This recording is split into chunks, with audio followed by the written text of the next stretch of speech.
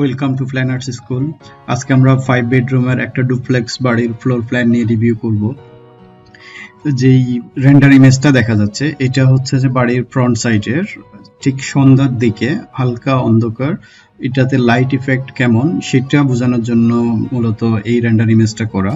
আমরা ফ্লোর প্ল্যানে এরিয়াগুলোর ডিস্ট্রিবিউশন আর একটু ডিটেলস দেখব। এখন আমরা সেটিং আউট এবং প্লট এরিয়া নিয়ে ডিসকাস করব।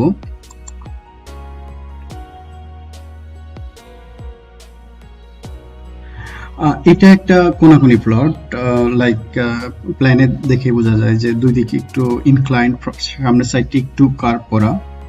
তো এখানে আমি যে বড় দুইটা মেজারমেন্ট আছে সেই দুইটাই বলতেছি যে 100 লম্বার দিকে হচ্ছে যে 120 ফিট 10 ইঞ্চি বাই 151 ফিট 6 ইঞ্চি এবং total plot area 12,905.26 square feet, 17.92 কাঠা, অলমোস্ট 18 কাঠা এবং বিল্ড আপ এরিয়া হচ্ছে 7,780 স্কয়ার ফিট।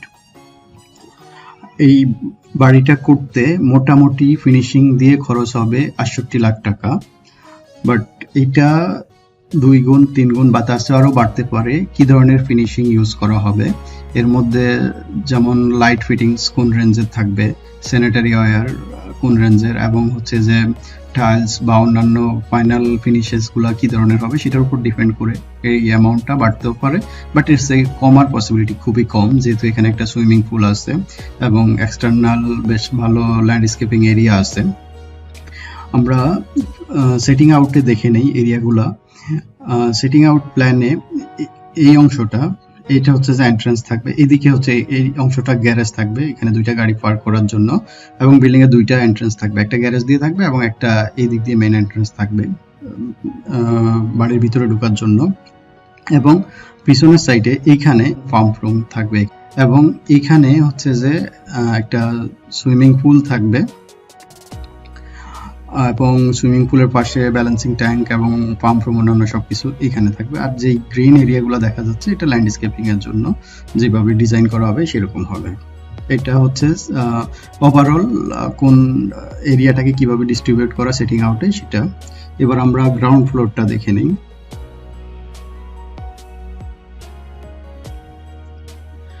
গ্রাউন্ড ফ্লোরে মেইন এন্ট্রান্স থাকবে, family dining, family living, family kitchen বা শো কিচেন থাকবে, একটা গেস্ট বেডরুম থাকবে, গেস্ট রুম থাকবে, স্টাডি রুম থাকবে, গ্রিসি অথবা মেইন কিচেন থাকবে, driver room, made room, laundry থাকবে, ইউটিলিটি রুম থাকবে। তো এই যে এরিয়াগুলা ফ্লোর প্ল্যানের ডিস্ট্রিবিউশনটা আমরা দেখে নেই। এই অংশটা এটা হচ্ছে যে এই বিল্ডিং এর মেইন এন্ট্রান্স, এখান দিয়ে সোজা সামনে চলে আসলে এটা হচ্ছে যে ফ্যামিলি ডাইনিং, ফ্যামিলি ডাইনিং এর পাশেই ফ্যামিলি লিভিং এবং ফ্যামিলি লিভিং এর সাথেই এটা হচ্ছে ফ্যামিলি কিচেন বা এটাকে শো কিচেনও বলা যায়। ঠিক এখান থেকে যদি আমরা ডান দিকে আসি এটা হচ্ছে যে গেস্ট রুম, এটা ড্রয়িং রুমের মতোই এবং গেস্ট রুমের পাশেই এটা হচ্ছে স্টাডি রুম, স্টাডি রুমের পাশেই এটা হচ্ছে যে গেস্ট রুম এবং গেস্ট বাথরুম। এবং অন্য পাশে আসলে এটা হচ্ছে স্টেয়ারকেস, গ্রাউন্ড ফ্লোর থেকে ফার্স্ট ফ্লোর পর্যন্ত যাওয়ার জন্য এবং স্টেয়ারকেসের পাশ দিয়ে এখানে এটা হচ্ছে যে কমন টয়লেট গ্রাউন্ড ফ্লোরের জন্য। এবং এই অংশটা এটা হচ্ছে যে গ্যারেজ থেকে এখানে ঢোকার একটা সার্ভিস করিডোর আছে এবং এখান থেকে গ্যারেজ থেকে একটু সামনে আসলেই এখানে হচ্ছে যে ড্রাইভার রুম, গ্যারেজ থেকে ড্রাইভার রুমে সরাসরি অ্যাক্সেস থাকবে এবং ড্রাইভার রুমের সাথে একটা বাথরুম আছে। এবং এটা হচ্ছে যে ডার্টি অথবা গ্রিসি কিচেন বা মেইন কিচেন, এটা মেজন রান্নাবান্না এখানেই হবে। এবং এখানে এই অংশটা এটা হচ্ছে যে মেড রুম, মেড রুমের সাথে মেড বাথরুম এবং গ্যারেজের সাথে এখানে একটা স্টোর আছে এবং সার্ভিস করিডোর দিয়ে এখানে একটা লন্ড্রি আছে এবং একটা ইউটিলিটি রুম আছে, লাইক ইলেকট্রিক রুম এটা।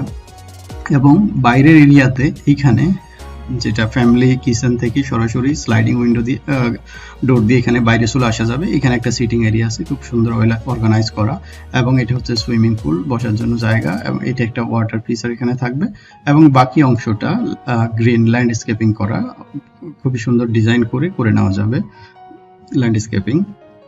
এটা হচ্ছে ওভারঅল গ্রাউন্ড ফ্লোর লেআউট। এবার আমরা ফার্স্ট ফ্লোর লেআউট প্ল্যানটা দেখে নিই।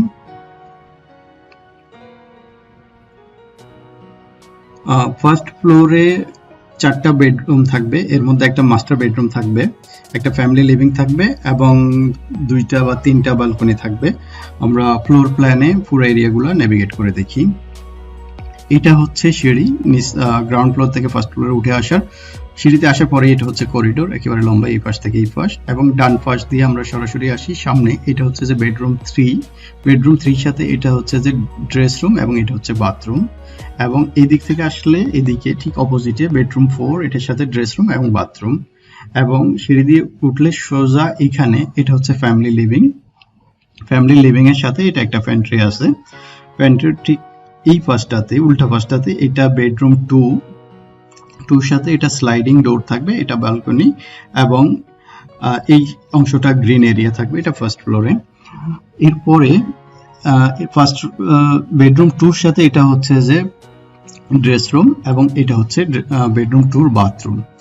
আর এখান থেকে শুরু হচ্ছে মাস্টার বেডরুম। মাস্টার বেডরুমটা এই দিক থেকে শুরু হচ্ছে এবং প্রথমে এটা হচ্ছে যে ড্রেসিং বা ওয়াক ইন ক্লোজেট মাস্টার বেডরুমে, এবং এটা হচ্ছে যে মাস্টার বেডরুম। মাস্টার বেডরুমের ঠিক সামনে এটা একটা ব্যালকনি, এটা ওপেন টু স্কাই, খোলা থাকবে, এবং এটা হচ্ছে যে মাস্টার বাথরুম। আর এখানে একটা ওপেন টেরেস থাকবে। এটা হচ্ছে ফার্স্ট ফ্লোরের ওভারঅল লেআউট। এরিয়াগুলোকে এইভাবে খুব সুন্দরভাবে ডিস্ট্রিবিউট করা এবং প্ল্যানটা এরকম ভাবে করা যে প্রত্যেকটা রুমে দিনের বেলায় একেবারে লাইটেড থাকবে। বাইরের ওয়ালগুলা বেশিরভাগই হচ্ছে যে গ্লাস দিয়ে করা, এর জন্য আর্টিফিশিয়াল লাইট লাগবে না দিনের বেলায়। তো যেটা বলছিলাম যে এটা হচ্ছে যে সন্ধ্যার দিকের ভিউ এবং ফ্রন্ট সাইডের খুবই সুন্দর যে এক্সটেন্ডেড এরিয়া। যে ব্যালকনিটা এখানে হচ্ছে যে গ্যারেজ। ওভারঅল বিল্ডিং প্ল্যানটা এবং যে রেন্ডার ইমেজটা তৈরি করা একেবারে মডার্ন, খুব এক্সক্লুসিভ লাক্সারিয়াস বাড়ি। থ্যাংক ইউ এতক্ষণ সময় দিয়ে দেখার জন্য। নেক্সট আরেকটা এরকম সুন্দর ডুপ্লেক্স বাড়ির প্ল্যান নিয়ে আমরা রিভিউ করব। ততক্ষণ পর্যন্ত ভালো থাকবেন। আল্লাহ হাফেজ।